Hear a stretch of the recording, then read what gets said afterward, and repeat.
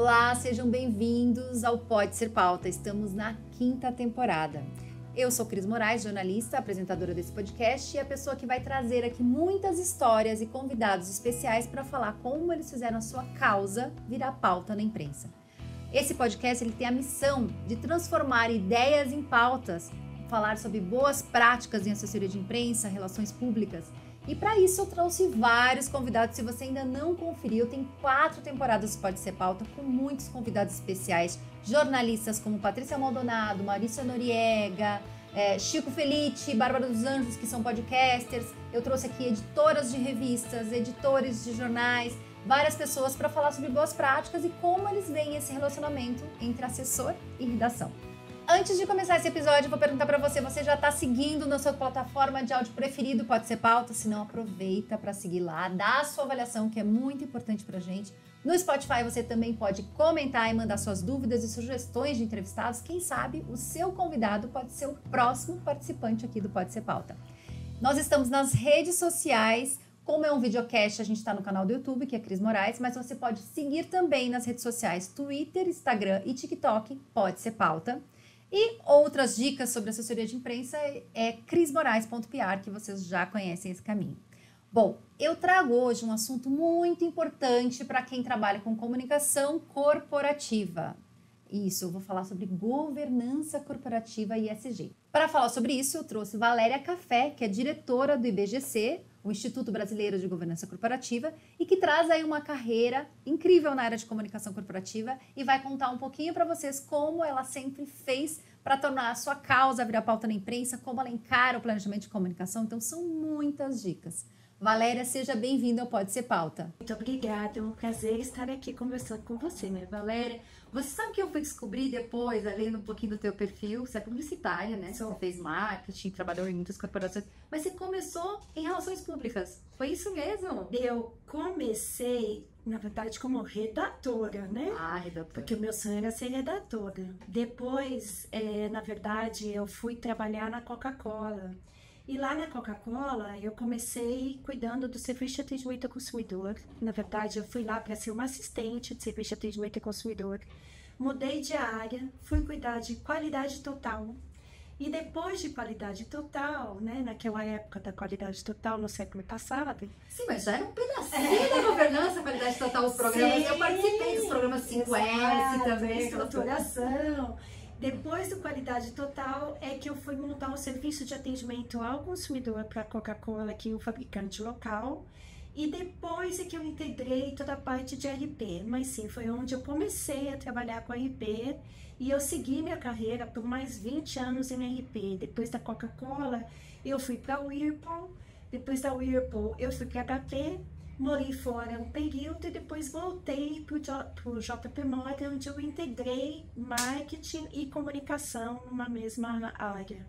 Então, realmente, essa foi a grande parte da minha carreira, né? E você sempre teve um desafio de participar muito do negócio, né? Essa questão mais de negócio faz parte da tua percepção aí como comunicadora, né? Exato. Eu vou te falar que, na verdade, eu tinha um dilema quando eu estava na Whirlpool, que eu falava o tempo inteiro, gente, a gente não é entregador de pizza.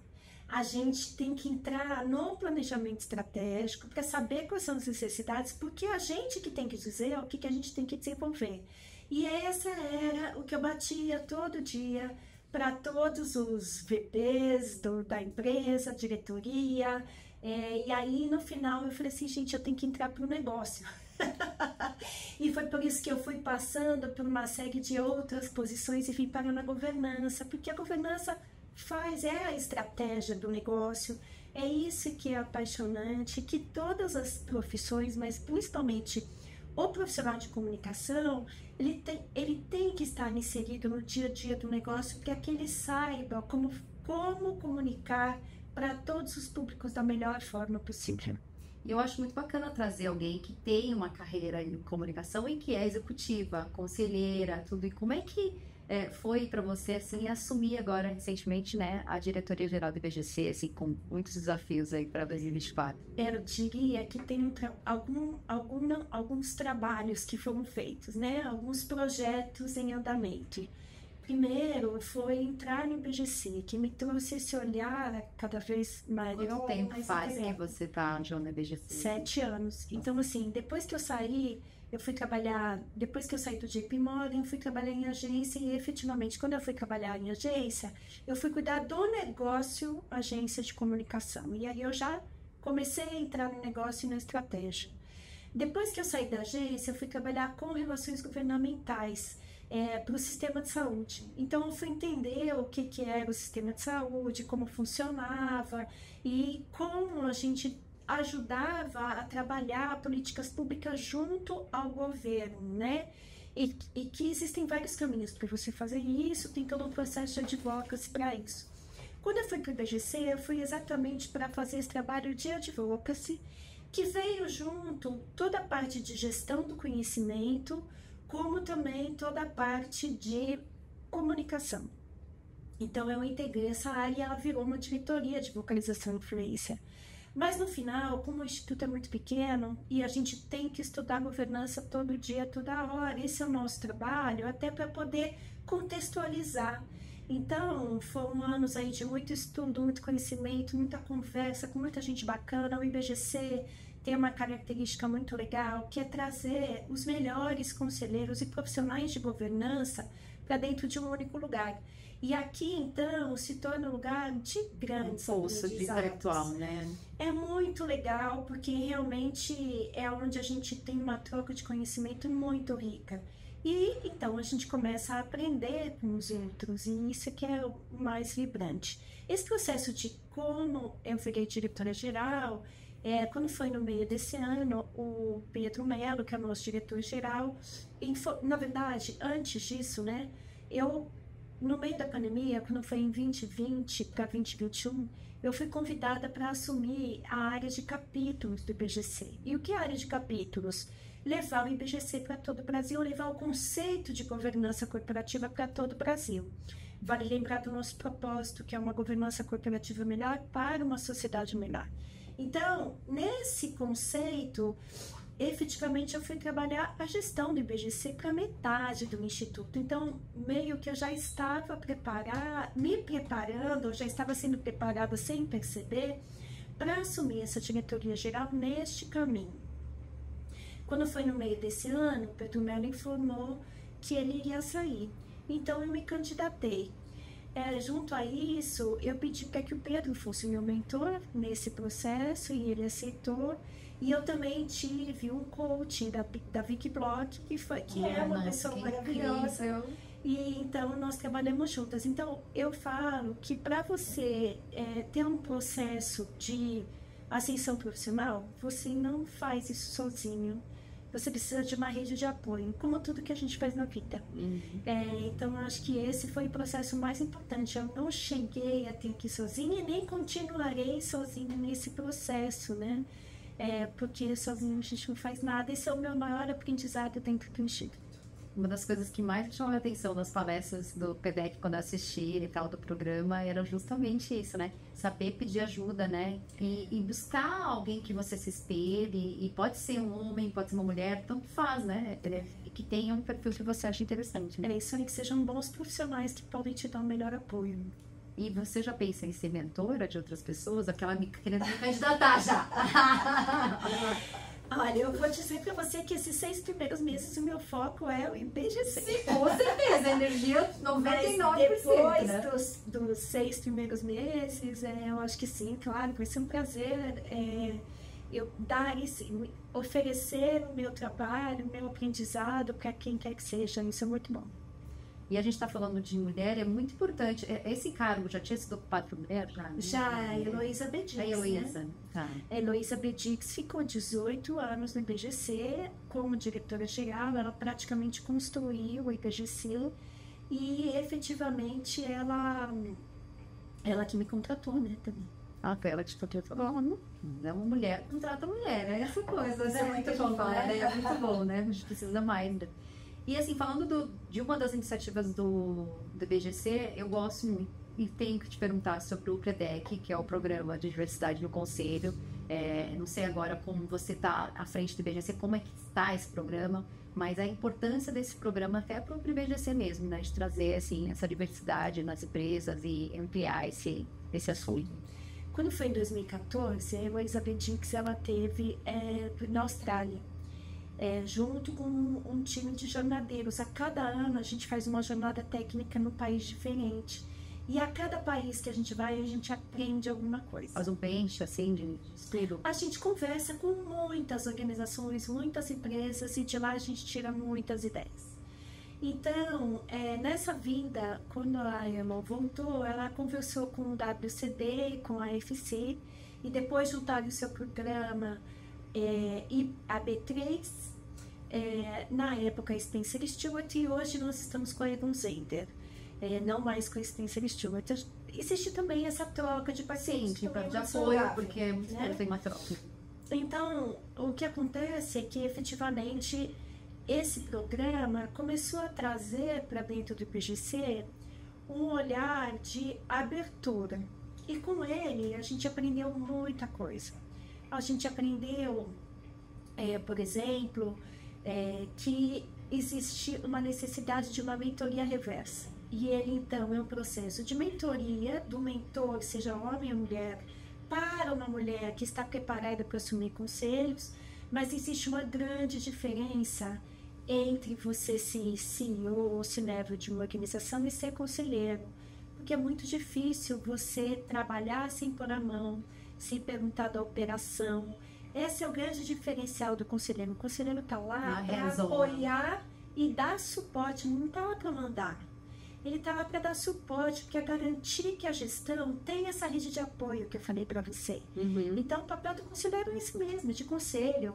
É falar, olha, você já pensou em ir por esse caminho? Olha, será que esse caminho aqui é o ideal? Então, é muito diferente você fazer esse processo de transição. E existe uma responsabilidade fiduciária muito importante de todo e qualquer conselheiro de administração. Então, tem esse trabalho de mentoria, efetivamente, para mostrar que tem uma diferença entre ser executivo e ser conselheiro. Uhum. E que é coisa séria, não dá para estar em 8, 10 conselhos também, porque não dá tempo. Uhum. Outra questão é, efetivamente, o conselheiro, a conselheira, fala assim, nossa, mas tem não só a minha mentorada, né? Não só essa pedequiana é maravilhosa, como muitas mulheres que estão aqui nesse programa são maravilhosas. Então a gente começa a construir uma comunidade de pessoas que trocam. Existem vários estudos que dizem que a mulher, ela se foca tanto no trabalho que ela esquece de construir essa rede de networking. E isso é fundamental para qualquer mudança que você queira fazer na sua vida. Você tem que construir essa rede. Para qualquer projeto que você tem que fazer. Então, é por isso que o PDEC é tão importante, porque ele traz conhecimento por meio do curso, ele traz troca e ele traz esse reconhecimento da necessidade de networking que esta mulher ou estas mulheres precisam fazer para entrar em conselhos. Uhum.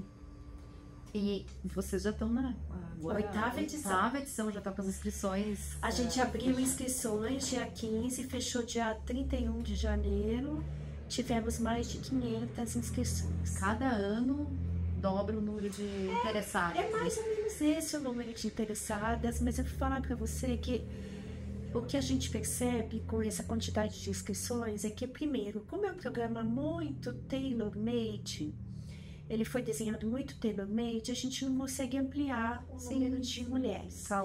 No entanto, a gente percebe que existem mulheres maravilhosas. E por isso que essas empresas que fazem de Executive Search, como a Egon Zehnder, adoram esse programa, porque só a quantidade de currículos que eles recebem de mulheres qualificadas já é uma forma de você...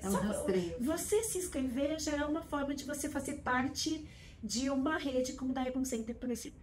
Então, é interessante porque é muito mais do que só... E aí é bem legal porque a gente faz uma pré-seleção de 80 a 100 mulheres E as entrevistas são em grupo, então a gente já começa com a construção de rede aí. Porque elas já começam a trocar conhecimento entre elas, a trocar ideias. Então essas 80, 100 já fazem parte da rede de alguma forma, sabe? Então tem sido bem legal. E a gente costuma ouvir muito que as mulheres, elas têm um olhar mais atento para a governança e para o ESG. Você acha que realmente também o programa e ações como essa de trazer mais mulheres para esse debate ajuda nisso? A gente tem falado muito sobre composição de conselho. Então, quando um conselho é composto, é preciso que haja uma análise. Primeiro, qual o planejamento estratégico dessa organização, para onde essa organização quer chegar e qual a composição do conselho que essa organização consiga chegar aonde ela quer, dentro do seu planejamento. E aí, quando você olha a composição de conselho, você precisa ter profissionais distintos, com características e expertises distintas. E por isso que o conselho ele precisa mudar constantemente de acordo com o planejamento daquela organização. E que cada organização é um tempo diferente. Também não dá para dizer o tempo correto. Mas então é preciso a mulher, o que a mulher traz, que também é muito estudo XI. Primeiro, ela tem um olhar de gestão de risco muito forte. Então, ela coloca menos a empresa em risco. Segundo, ela tem um olhar de pessoas muito forte. E ela tem esse olhar de sustentabilidade, de longo prazo, né? É isso que eu digo para você.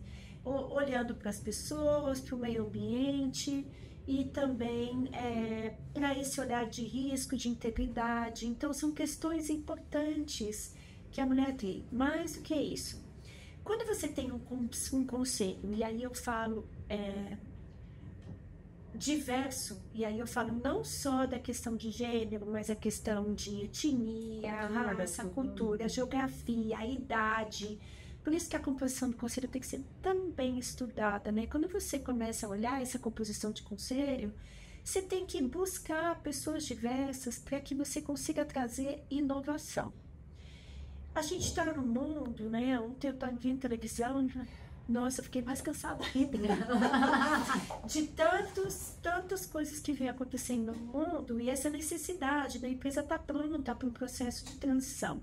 Seja das questões relacionadas a mudanças climáticas, seja com relação às questões voltadas à inteligência artificial. E como as empresas têm que estar preparadas para isso, porque para uma empresa chegar na inteligência artificial tem um longo caminho pela frente em termos de tecnologia e inovação.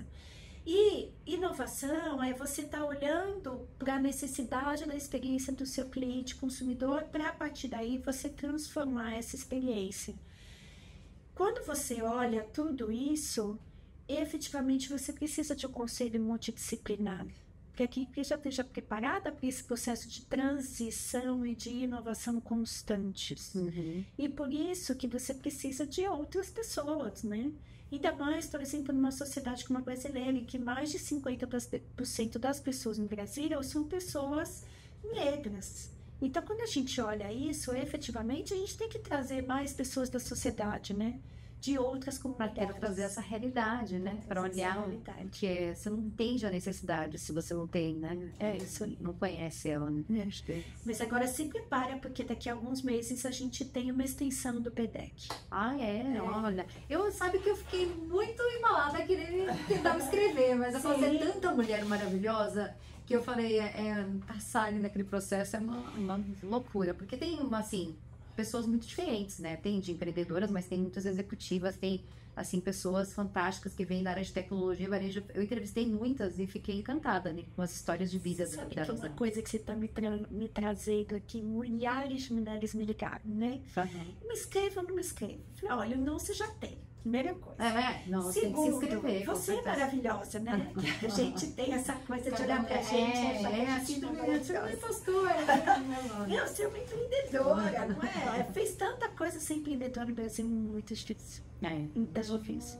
E também tem os cursos, né? Que são incríveis os cursos do IBGC. Então, se você não fizer o PDEC, também tem a opção de fazer os cursos. Exato, porque eu acho que o IBGC tem uma trilha de conhecimento, não é só um curso. Então, quando você entra para o IBGC, você não está fazendo só um curso de conselheiro, um curso de governança. Você entra para fazer parte dessa rede, dessa trilha. E a gente tem milhares de trilhas. Então, isso que é rico, né? O fato de, tudo bem, se você não passar no PEDEC, vem para cá, né? Tem milhares de trilhas, milhares de oportunidades para você conhecer gente e fazer um bom na sua carreira, no seu olhar, na sua empresa, no seu desenvolvimento, no desenvolvimento da organização. Você tem que aproveitar o aprendizado, a maturidade, para usar de alguma forma essa sabedoria, vamos dizer, né? E você tem atuado hoje como conselheira também? Olha, na verdade, eu tenho atuado muito como conselheira de ONGs, né? Então, hoje eu estou no Conselho de Ética do CEBEDES, eu estou no Conselho da CGU, mas muito mais no Conselho de Integridade e Anticorrupção, que a gente ajuda a CGU em projetos, mas aí representando o IBGC. Eu estou no ILPS, que é o Instituto Luiz Apinho Sartori, aí eu estou como conselheira do ILPS, um instituto maravilhoso, que tem um trabalho junto aos jovens, para valorizar o trabalho de educação ambiental dos jovens. Então, ele começou no Rio de Janeiro, agora está expandindo para todo o Brasil.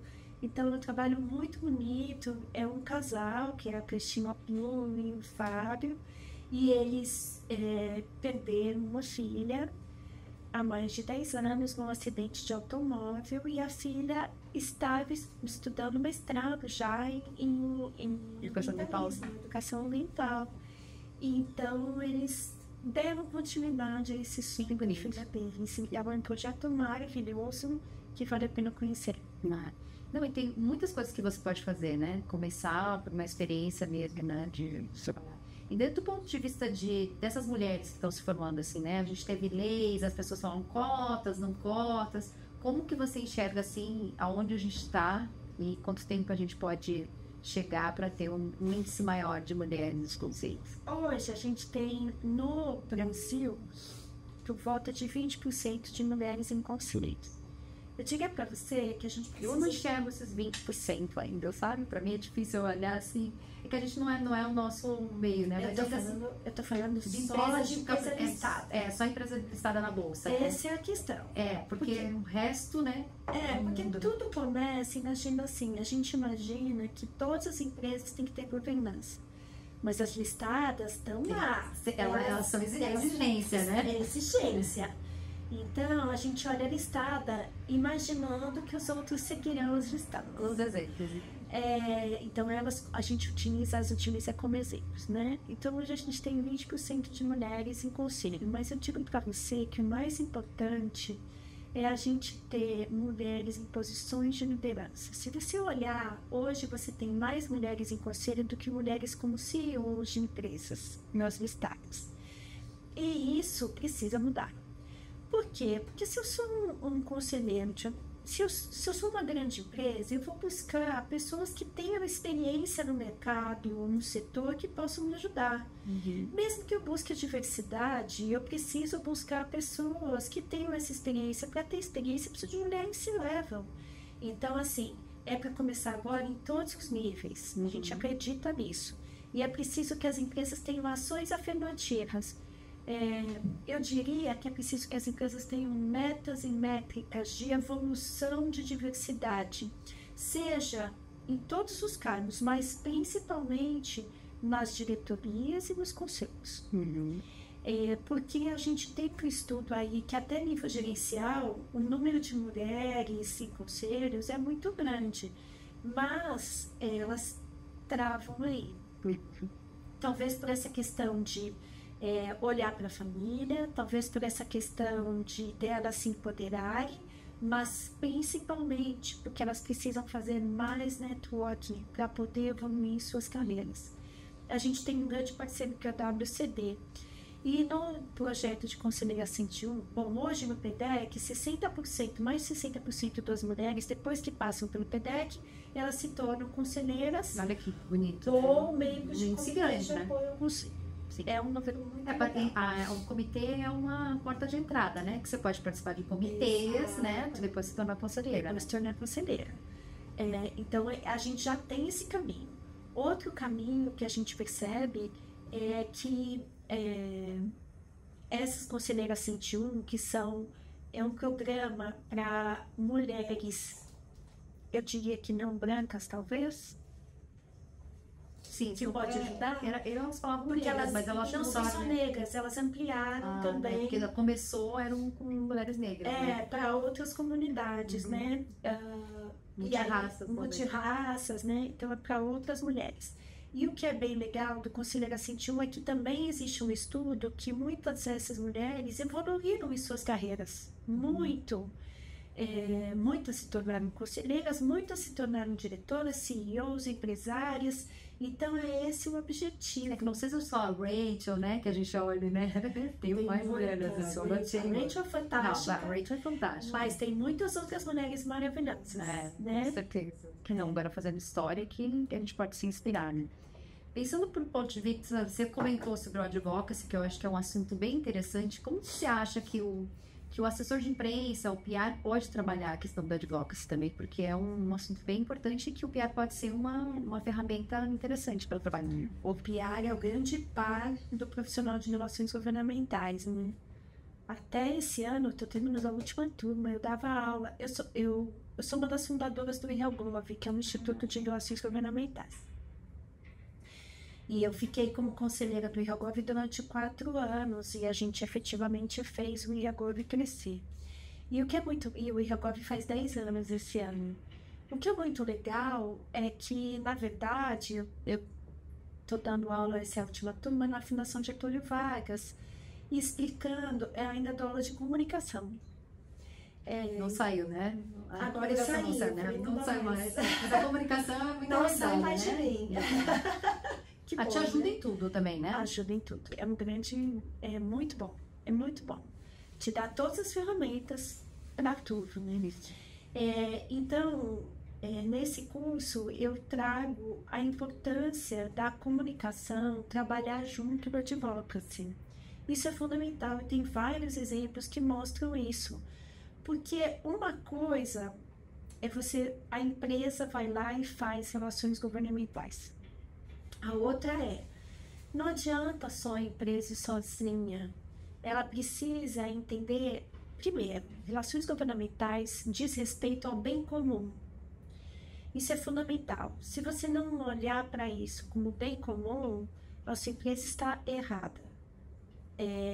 Não dá para olhar para o próprio umbigo, né? É para a sociedade. É para a sociedade. Então, se aquela organização ela tem governança, ela tem os princípios que são integridade, transparência, responsabilização, equidade e sustentabilidade, efetivamente aquela empresa ela vai precisar contribuir para a melhoria da sociedade, porque os produtos que ela entrega... não pode ser uma indústria farmacêutica que a pessoa critica, pode ser, né? Mas ela tem que ter A indústria farmacêutica, ela ajuda, assim, a vacina, vamos falar da vacina, né? A vacina, todas as vacinas.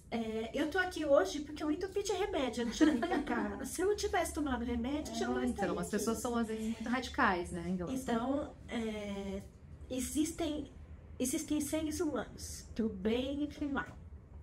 E os seres humanos pro bem e pro mal existem em todas as indústrias.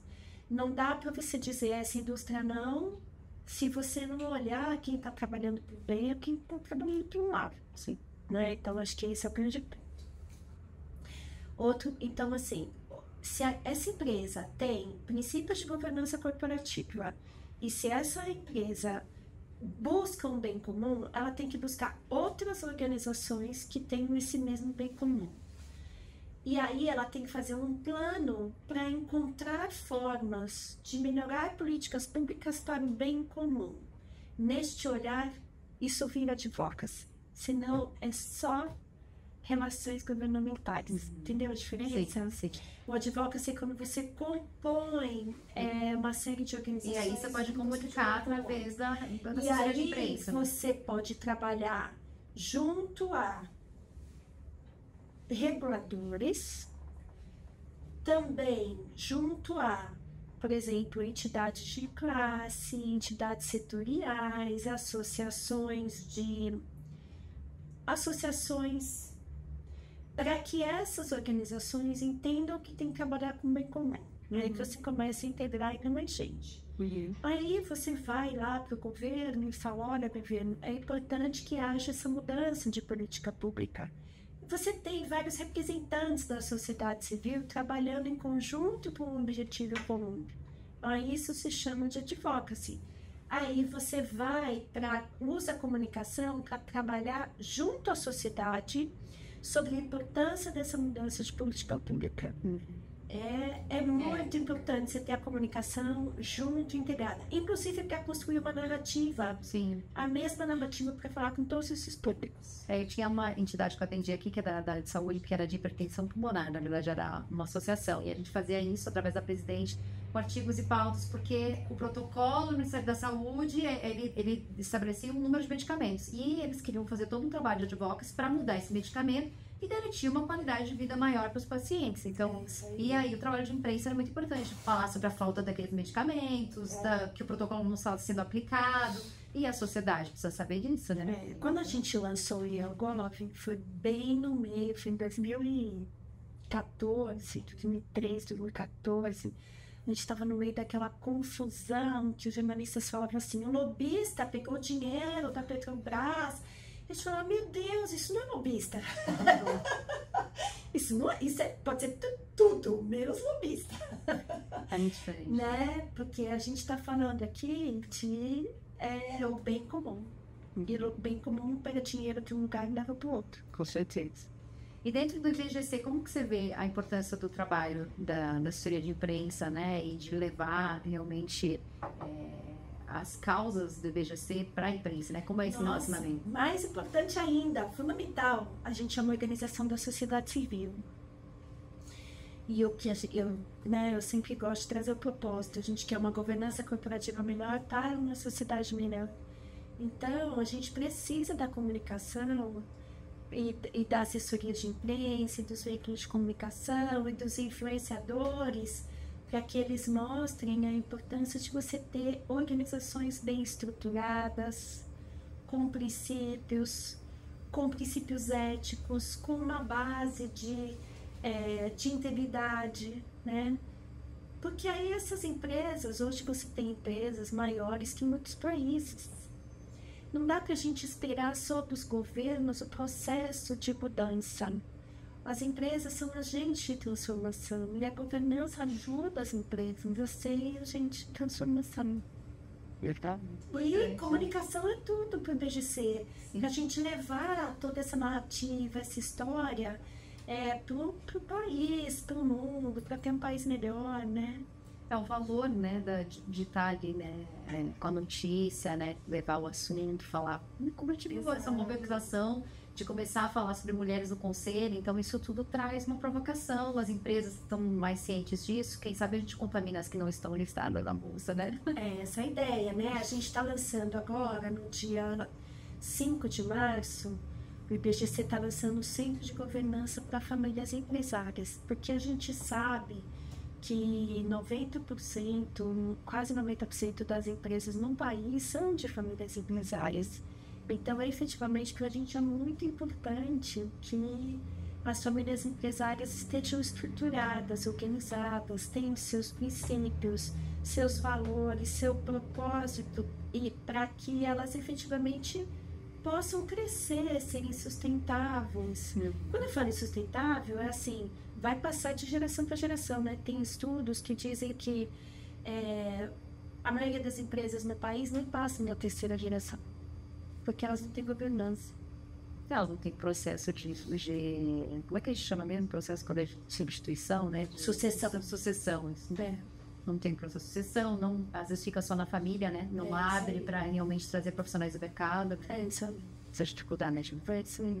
E para você, que você já trabalhou com isso, assim, trazendo um pouquinho para o meu lado, assim, que características ou como que você acha que um profissional de RP, um PR é um profissional competente, capaz de ter esse olhar, né? De olhar para o negócio, tudo. Quais são as características que você olha e fala assim, nossa, é um bom assessor? Eu vou te dar um exemplo comigo, assim, assim que eu entrei na Whirlpool, Eu sentava do lado dos gerentes de direito, né? De gerentes jurídicos. E uma das Nossa, é uma briga, né? É uma briga.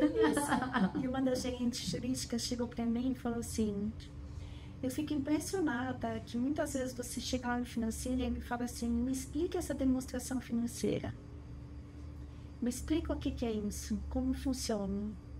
Me explica por que o seu negócio está indo para cá. Sai, se você quer piar, pega o seu cliente, vai passear com ele, vai para o varejo. Uma coisa que eu aprendi na Coca-Cola, uma vez por ano, a gente saía para vender com o vendedor e no dia seguinte a gente entregava a Coca-Cola para todo mundo.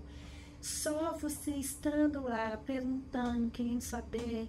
Acho que a gente entrou no automático, né? E aí a gente falou como profissional de RP, de comunicação, de me dar o texto pronto que eu faço pizza. A gente não é criador de pizza. A gente tem que saber, tem que ir lá, tem que entender. O expert é você. Não são os outros que te dizem onde você tem que publicar e como e quando. É você que tem que entender e saber. E os jornalistas, né? Falando aqui com os jornalistas, eu lembro que uma vez eu estava no JP Morgan e eu tive que acompanhar o jornalista em toda a estratégia dele para entregar uma matéria específica. Deixa eu entrevistar o CEO global, entrevistar todo mundo aqui, blá, blá, blá. Eu fiquei com esse jornalista há 30 dias para ele escrever uma matéria de 7 páginas. Quando acabou, eu falei para ele assim: nossa, você faz um trabalho maravilhoso. É apaixonante fazer apuração, né? Mas quantos jornalistas hoje conseguem fazer esse tipo de trabalho? Que é maravilhoso. Estudar, né? Mergulhar numa história, né? Exato. E aí sim, conseguir colocar o seu ponto de vista sobre aquilo que você viu, enxergou, sobre todos os aspectos. Isso é fantástico. Então eu sugiro que os jornalistas voltem a falar: peraí, o tempo é meu, eu faço o que eu quero com ele e eu vou fazer o que é necessário para entregar a melhor matéria, a melhor apuração, o melhor trabalho, independentemente da pressão que eu entre. Para batalhar muito também com o cliente, né? De explicar isso para o cliente, né? Exato. Às vezes eu vejo que muitos assessores, eles acabam assim, ficando naquele paredão assim, tiroteio, né? E faz um monte de coisa. Você tem que pensar quais são as batalhas que você vai levar. Exato, é isso mesmo. Porque não adianta, não esqueci disso, não é vamos fazer pizza de todos os sabores, né? Vamos Não focar numa, né? Artesanal, né? De qualidade. Adorei esse nome da pizza, né? Ai, Valéria, muito bom bater esse papo contigo. Eu tenho um quadro no final aqui, estou chegando no final do podcast, que a gente fala sempre que é um café com boas notícias. Eu adoro um café e boas notícias também, né? Legal. Para comemorar. O que seria um café com boas notícias para você? Uma notícia que você gostaria de ler? Ou até que você gostaria de dar mesmo, né? Anunciar. Peguei, né? Eu adoro que eu pego. Eu adoraria ler que começaram as negociações para o fim das guerras neste mundo. Adoraria. Eu adoraria ler que tem 2 ou 3 mulheres no meio dessa história liberando o processo para que as guerras acabem, porque efetivamente eu tenho certeza que essas guerras estão aí porque a gente tem um monte de gente que não entendeu que o mundo mudou. Que a gente tem que fazer o bem, né? Que a gente tem que trabalhar de forma colaborativa, porque, sabe, aí a gente tem mudanças climáticas acontecendo no mundo inteiro, o Chile pegando fogo, né, a guerra aqui, a guerra ali. E as pessoas brigando por utilidade, né? Por terra, né? Que terra, né? Se acabar no nosso mundo, não vai ter terra, né? Então... a questão de terra é outra, né? A gente tem a questão das terras indígenas, tem estudos que mostram que as terras indígenas são mais bem gerenciadas quando estão nas mãos indígenas. Então, é isso. Eu acho que o mais importante é a gente olhar o bem comum. Aonde eu quero chegar? Como é que a gente constrói junto? Eu acho que o mundo mudou no sentido da gente ter construção coletiva. Então, por mais diferentes que a gente pense, se a gente não sentar junto e não conversar e tentar chegar a um bem comum, guerra é coisa do passado. Ultrapassado, né? Tão velho isso. Ai, que ótimo, Valéria. Olha, muitos aprendizados, eu acho que muitos toques importantes aí, eu acho que para qualquer profissional, né? Quem é de comunicação, quem quer trabalhar na executiva, né, na liderança. Foi um ótimo papo, acho que você esclareceu muitas dúvidas aqui. Obrigada por ter participado aqui do Pode Ser Pauta e trazer esse conhecimento para mais gente. Muito obrigada, foi um prazer estar aqui com você. Obrigada a você e até o próximo episódio do Pode Ser Pauta.